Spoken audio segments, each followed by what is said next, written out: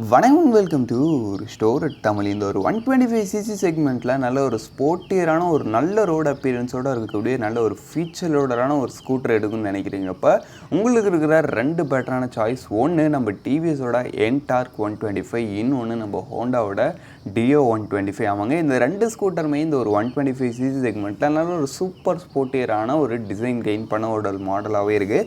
But ஆனால் இந்த ரெண்டு ஸ்கூட்டரில் எந்த ஒரு ஸ்கூட்டர் உங்களுக்கான ஒரு பெட்டர் ஆப்ஷனாக இருக்குன்ற இடத்துல நிச்சயம் ஒரு டவுட் இருக்குது இல்லையா?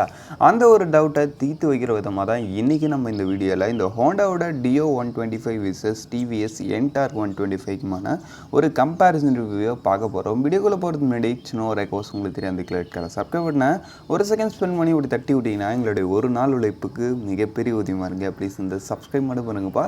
சரி, இப்போ நம்ம அதிகமாக பேசாமல் வீடியோக்குள்ளே போகலாம். சரி, ஃபர்ஸ்ட் விஷயம் நம்மளுக்கு இப்போ இந்த ரெண்டு வண்டியோட டிசைன் கம்பேரிசன். நமக்கு டிசைன் வைஸ் போகிறது அளவுக்குன்னு பார்த்தோன்னா நம்மளுக்கு இந்த டிவிஎஸோட என்டார்க்கும் சரி, நம்ம ஹோண்டாவோட டியோ 125ம் சரி, ரெண்டுமே உங்களுக்கு நல்ல ஒரு ஸ்போர்ட்டியரான ஒரு ரோடு அப்பீரன்ஸோட வரக்கூடிய ஒரு ஸ்கூட்டர்னே சொல்லலாம். அதுலேயும் குறிப்பாக டிசைனில் இப்போ டிவிஎஸ் என்டார்க்கு வந்து இன்னும் நல்ல ஒரு ஷார்ப் எட்ஜான ஒரு லீனான ஒரு டோனில் இருக்குன்னே சொல்லலாம். பட் நம்ம ஹோண்டா டியோ பொறுத்தளவுக்கு அதுவுமே உங்களுக்கு நல்ல ஒரு ஸ்போர்ட்டியரான ஒரு ரோடு அப்பீரன்ஸ் தான். பட் இருந்தாலும் அது கொஞ்சம் உங்களுக்கு லைட்டாக ஒரு பல்கான ஒரு ஃபீல் இருக்குது. அது ஒரு நேரில் பார்த்தீங்கனாலே உங்களுக்கு தெரியும். நம்ம ஹோண்டா டியோ வந்து கொஞ்சம் அந்த ஒரு கொஞ்சம் அப்படியே ஒரு கர்வியாக கொஞ்சம் பல்கான ஒரு டிசைன் டோன் பார்க்கும்போது ஃபீல் ஆகுது.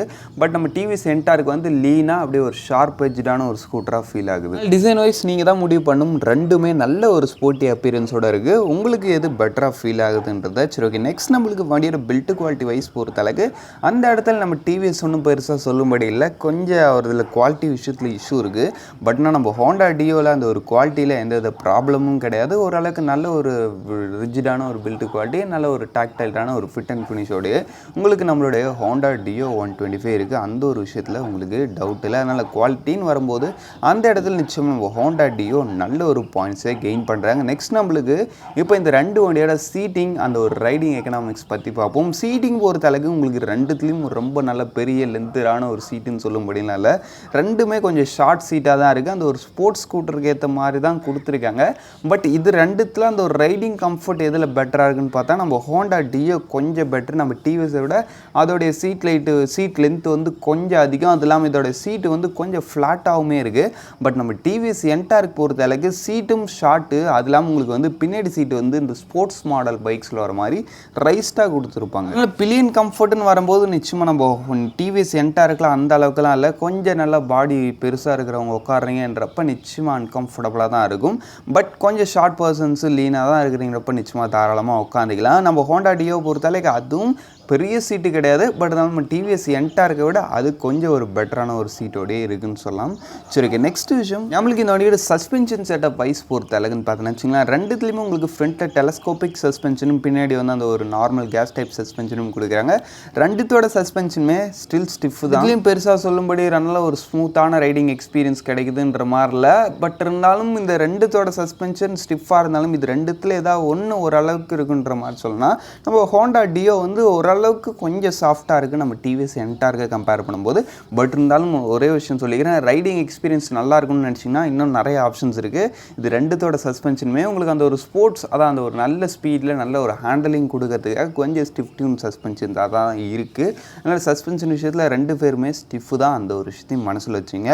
நெக்ஸ்ட் நம்மளுக்கு இப்போ இந்த ரெண்டு வண்டியோட ப்ராக்டிகாலிட்டி ஸ்டோரேஜ். ஆமாங்க, ஸ்டோரேஜ் பொறுத்தளவுக்குன்னு பார்த்தோன்னா வச்சுங்க, நம்மளுக்கு ரெண்டுத்துலேயுமே ஃப்ரண்ட்டில் வந்து அந்த ஒரு ஃபுட்போர்டு எந்த அளவுக்கு ஸ்பேசியஸ் இருக்குன்னு பார்த்தோம்னா நம்ம டிவிஎஸ் என்டார்க்கில் கொஞ்சம் லேக் தான்.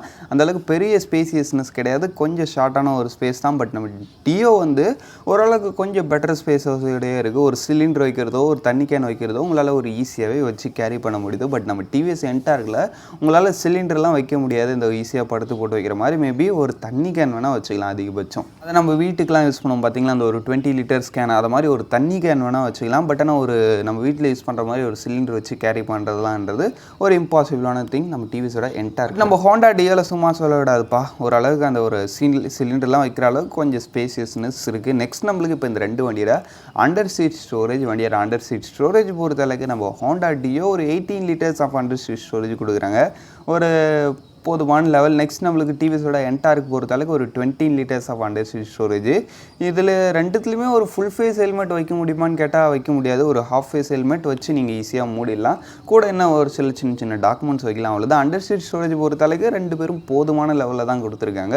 ரொம்ப சூப்பர்ன்ற மாதிரிலாம் இல்லை. சரி, ஓகே. நெக்ஸ்ட் நம்மளுக்கு இந்த 2 வண்டியோட ஃபீச்சர் கம்பேரிசன். நமங்க ஃபீச்சர் கம்பேரிசன் வரும்போது ஃபர்ஸ்ட் நம்ம லைட்டிங்லேருந்து ஆரம்பிப்போம். லைட்டிங் பொறுத்தளவுக்கு ரெண்டுத்துலையுமே உங்களுக்கு மெயின் ஹெட்லைட் வந்து எல்இடியில் கொடுத்துருக்காங்க. பட் எல்இடியோட த்ரோ அண்ட் பிரைட்னஸில் எது பெட்டராக இருக்குன்னு பார்க்கும்போது அந்த இடத்துல எனக்கு டிவிஎஸோட லைட்டிங் தான் ரொம்ப ஒரு ஃபேவரட்டாகவே இருக்குது. நம்ம ஹோண்டா டிஎலையும் எல்இடி கொடுத்துருந்தாலும் அதோடைய அந்த ஒரு பிரைட்னஸ்ன்றது அந்த அளவுக்கு பெட்டராக இல்லை. பட் நம்ம டிவிஎஸில் ரொம்பவே சூப்பராக இருக்குது அந்த ஒரு லைட்டிங் விஷயத்தில். அதுக்கடுத்து உங்களுக்கு மற்ற இந்த இண்டிகேட்டர்ஸ், ரியல் லைட் அதெல்லாம் யூஸ்வலாக ஹாலஜன் அண்ட் எல்இடி அதை மாதிரி மிக்ஸ் பண்ணி கொடுத்துருக்காங்க. லைட்டிங் விஷயத்தில் எனக்கு தெரிஞ்சு TVS Ntorq one of the best choice. அதுக்கடுத்து உங்களுக்கு வண்டியோட இன்ஸ்ட்ருமெண்ட் கன்சோல் வைஸ் பொறுத்தளவுக்கும் அந்த இடத்துலையும் நிச்சயம் ஒரு பெட்டர் ஆப்ஷன் இருக்குது. நம்ம ஹோண்டா டியோவில் ஒரு ஃபுல் டிஜிட்டல் இன்ஸ்ட்ருமெண்ட் கிளஸ்டர் தான் ஒரு ஸ்ப்ளிட் டைப்பில் வரும். ஒரு இன்ஸ்ட்ருமெண்ட் கிளஸ்டர் வந்து உங்களுக்கு வண்டியோட அந்த ஒரு ப்ரைமரி ஃபீச்சர்ஸ், அந்த டீட்டெயில்ஸ் காமிக்கிற அந்த ஒரு ஸ்பீடு, ஆர்பிஎம் மீட்டருக்கும் கொடுத்துருப்பாங்க. இன்னொரு இன்ஸ்ட்ருமெண்ட் கிளஸ்டர் வந்து ட்ரிப் மீட்டருக்கும் ஃபியூல் கேஜுக்கும் கொடுத்துருப்பாங்க.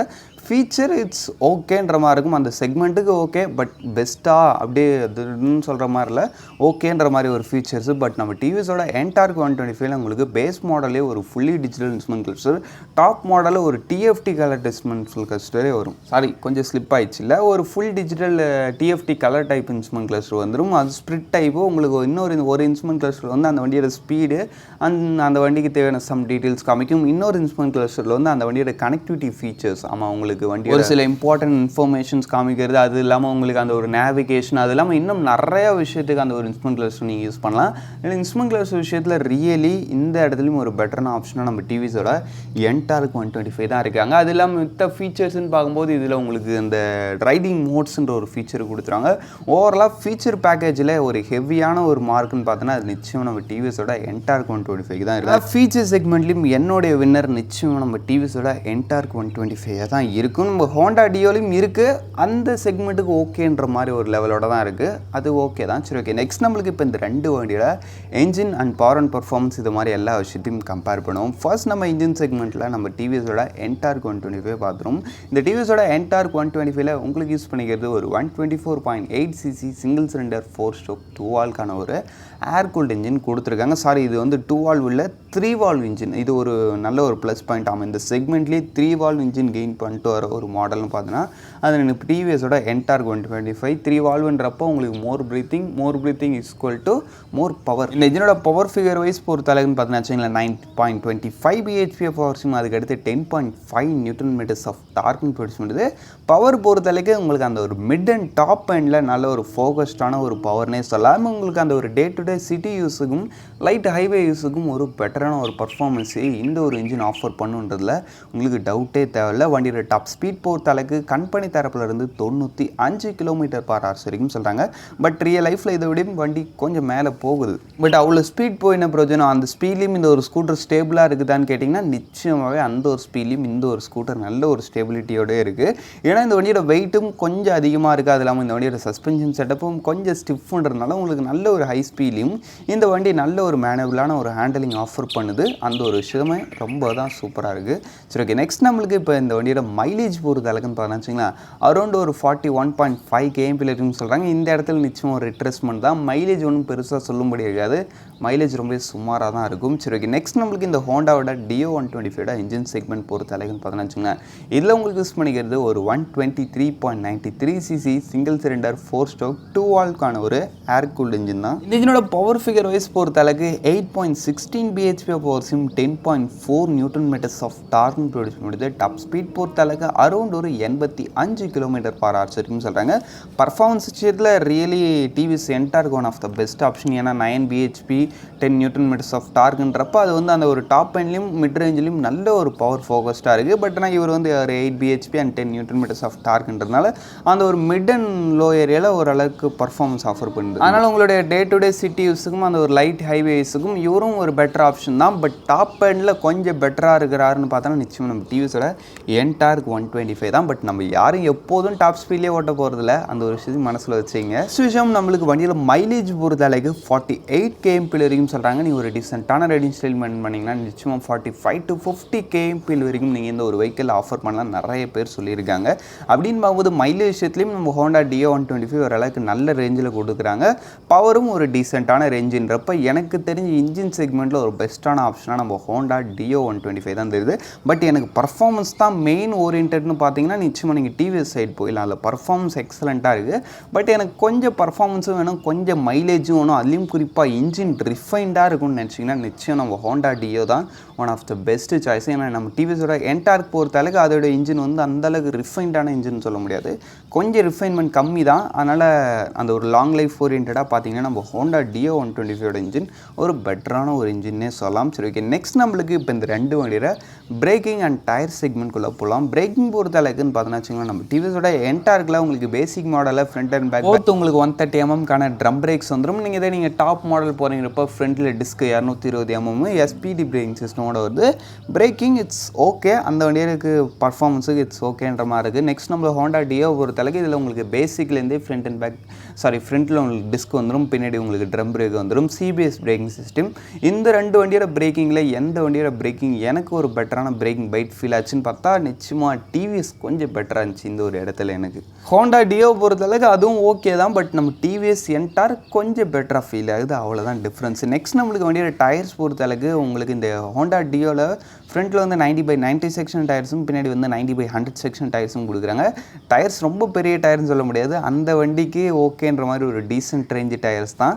அதுக்கடுத்து நம்மளுக்கு நம்ம டிவிஎஸோட என்டார்க் 125 பொறுத்தளவுக்கு ஃப்ரண்ட்டில் வந்து 100/80 செக்ஷன் டயர்ஸும் பின்னாடி வந்து 110/80 செக்ஷன் டயர்ஸும் கொடுக்குறாங்க. டயர்ஸ் விஷயத்தில் ரியலி நம்ம டிவிஎஸ் என்டார்க் நல்லா பெட்டராகவே பண்ணியிருக்காங்கன்னு சொல்லலாம். நல்லா பெரிய டயர்ஸு, ஸ்டிஃபர் சஸ்பென்ஷனு, நல்ல ஒரு கொஞ்சம் வெயிட்டடான ஒரு பாடின்றப்ப அந்த வண்டியோட ஹேண்டலிங் மாதிரி விஷயங்களில் உங்களுக்கு நல்ல ஒரு மேனுவலிட்டி கொடுக்குது, நல்ல அந்த ஒரு ஸ்பீடில். அதுக்கு நம்ம ஹோண்டா டியோ வந்து ஒரு ஒஸ்ட்டான ஹேண்டலிங் சொல்ல முடியாது, அது வந்து ஈஸியாக இருக்குது. நம்ம ஹோண்டா டியோ வந்து அந்த ஒரு ஸ்லோ ஸ்பீடுக்கும் அந்த ஒரு சிட்டி கம்யூட்டுக்கும் ஒரு நல்ல ஒரு ஈஸியான நல்ல ஒரு ஃப்ளிக்கியரான ஒரு ஹேண்டலிங், அதனால் உங்களுக்கு ஈஸியாக ஹேண்டிலபிளான ஒரு ஸ்லோ ஸ்பீடில் நல்ல ஒரு ஈஸியான ஒரு ஹேண்டில் கொடுக்குன்னு நினைக்கிறீங்கப்ப நிச்சயம் நம்ம ஹோண்டா டியோ ஒரு பெட்டர் ஆப்ஷன். எனக்கு நல்ல ஸ்பீட் போனாலும் வண்டி ஸ்டேபிளாக இருக்கும்னு நினைக்கிறீங்கப்ப நம்ம டிவிஎஸ் என்டார்க் ஒரு பெட்டர் ஆப்ஷன். சரி, ஓகே. ஓவரால் எல்லாத்தையும் பார்த்து முடிச்சாச்சு. இப்போ நம்ம வாங்க வண்டியோட ஆன்ரோட் ப்ரைஸிங் பார்த்துருவோம். வண்டியோட ஆன்ரோட் ப்ரைஸிங் பொறுத்த அளவுக்கு நம்ம டிவிஎஸோட என்டார்க் 125 பேஸ் மாடல் உங்களுக்கு 1,05,000 ஸ்டார்டிங் ஆகுது. டாப் மாடல் உங்களுக்கு 1,34,000 வரைக்கும் வருது. ப்ரைஸிங் பொறுத்த அளவுக்கு ரியலி இந்த இடத்துல ஹை தான். டாப் மாடல் 1,34,000 ஒரு ஹையான ப்ரைஸிங் தான்.